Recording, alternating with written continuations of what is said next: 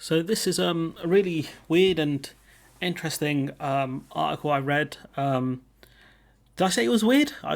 It's really weird. So Ann Post row with UK Post Office causing return of online purchases. So Ann Post is owned by Ireland, state owned, and the UK Post Office is owned by the UK government. So a row has broken out between Ann Post and the UK's Post Office about the implementation of post-Brexit rules customs rules, which are leading to thousands of online purchases by Irish customers being returned each day to smaller British retailers.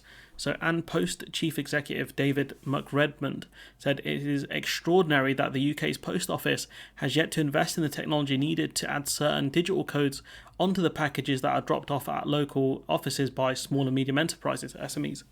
The codes, which store information on the contents of the package and whether duty and taxes are prepaid, are obligatory under new European rules for postal packages sent in from outside the European Union. So normally the importer has to pay the fees, but I guess having this barcode system means any taxes were prepaid and therefore no issues with the contents of the packages regarding taxes. So you can charge more people on the front end and just make sure all the taxes are already prepaid.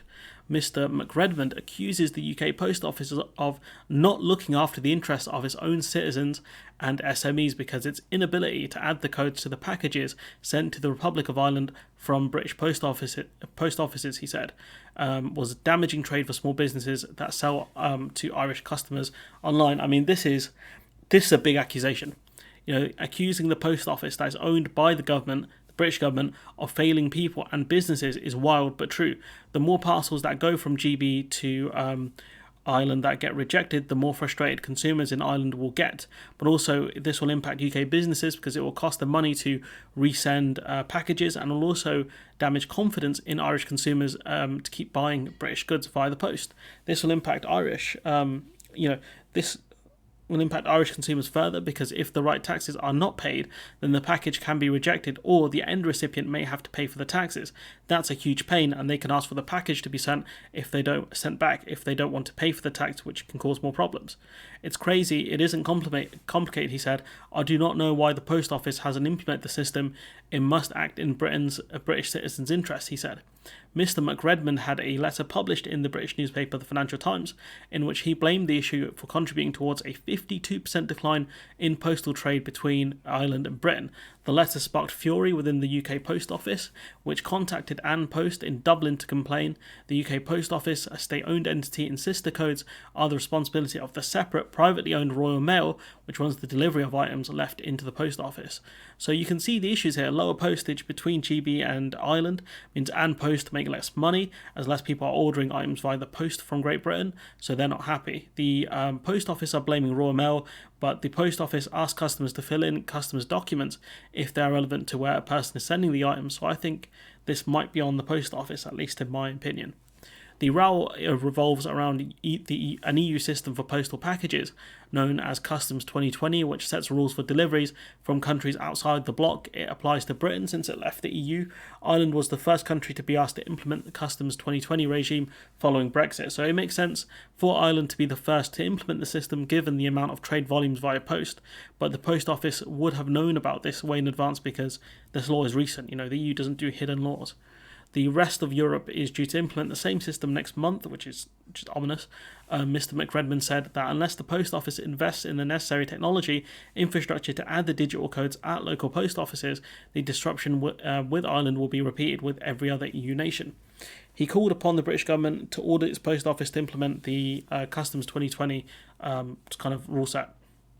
He says if a package is dropped off at a local post office from, say, Norfolk Jam Company for postal delivery to an Irish customer, that post office should have the system set up to give the code, Mr. McRedmond told the Irish Times. If not, when the package gets to us, it isn't recognised by the machine. Irish Customs will insist on inspecting it. We'll have to collect the duty, so customs duty on it. It causes a nightmare, and what happens most is that the package just ends up getting returned. So if Great Britain used the proper system, Irish consumers can avoid some of the added customs fees because the package will have to be opened, but also it keeps the cost of British products down for Irish consumers because there's less chance of you getting hit with customs fees. Mr. McRedmond said An Post met the post office last year and asked for it to implement the system, but it still hasn't happened. He said he understands that there may be a dispute between the post office and Royal Mail about how the implementation of Customs 2020 should be financed. And it looks like, in my opinion, a dispute between the two, but it looks like An Post have clearly put this problem at the feet of the post office rather than Royal Mail. The UK's Post Office said it was surprised by Mr. McRedmond's comments. A spokesman insisted the issue is the responsibility of Royal Mail and added he doesn't know how easy it is to just implement an IT system. And this statement is funny. It's pretty funny. The Post Office, which is owned by the government, are saying setting up this IT system would be hard. They don't know how easy it is just to implement an IT system. At least that's the way I've read it. This is the government that told people to just get good at dealing with red tape and all of the Brexit nonsense they've had it, but now they can't set up an IT system to ensure fees are prepaid. This makes no sense. We were told how easy everything would be, all the IT systems would be set up, and yet they can't set up a basic system to make sure customs fees and taxes are paid on packages.